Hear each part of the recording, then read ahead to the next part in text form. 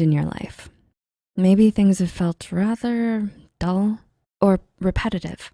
Sometimes change can be good, like living someplace new or taking on a new job or regimen, such as diet or an exercise plan. Other times, not so much. Changing your life in 6 months can seem like a lifetime away when you think about how long 6 months feel. However, honing aspects of the way you chase and approach the things you're trying to get is a good place to start. So here's how to change your life in 6 months. Number 1, defining your goals. Have you ever written down the goals you want to achieve?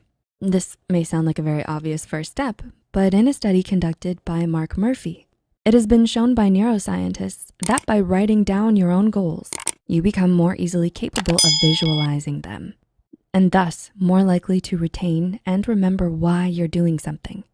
Now, it's not possible to always have a pen and paper lying around, or maybe you don't feel as though you want to go find it.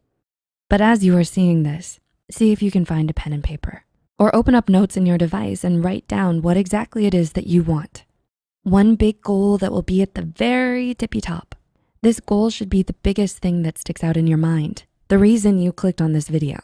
For example, if you wanna be the strongest person in the world, you may write 3 core steps, such as exercise every day, eat healthier, and find a trainer. These on their own sound very challenging and as though they may take a lot of time, money, and effort to achieve. Break them down a bit further.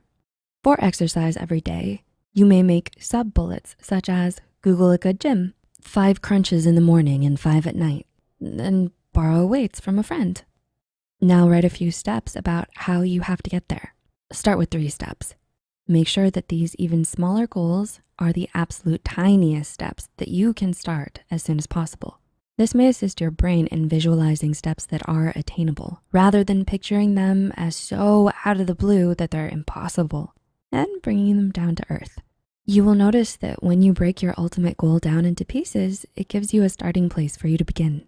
Number 2, starting small, yet forgiving. This is the time that it'll be different. I'm going to do it perfectly. If you find yourself striving for perfection, telling yourself this can sometimes be a detriment to your success even before you start. Ouch. If you've ever started a New Year's resolution before or known someone who has, burnout or fatigue can be unforgiving, leaving you to feel as though if you fall through with your promise, then the entire thing is ruined. Maybe you're starting a new diet, yet you slip up once and figure that you may as well throw the whole thing away.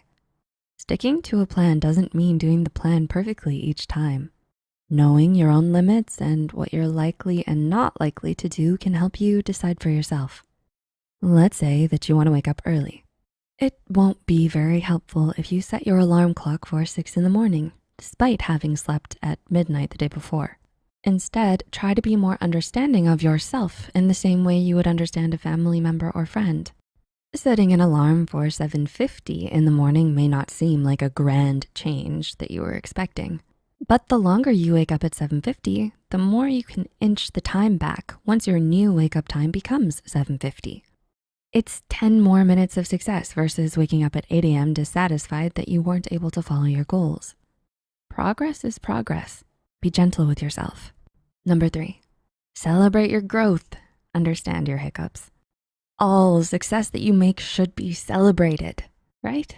By designating a specific day to review your progress helps you reflect on the progress you've made. You will notice your daily or weekly tasks are turning into routines and that you've made a visible change. And as the mistakes that you made tend to dwindle, you'll feel that you may be ready for more challenges. Tricking your brain into thinking very difficult tasks are part of your everyday life, you are actively increasing the amount of change that you can introduce into your life. You may find that you've been doing exercises for 20 minutes instead of the 5 you promised. If you notice that it's something that you're able to keep up, then relish in your success.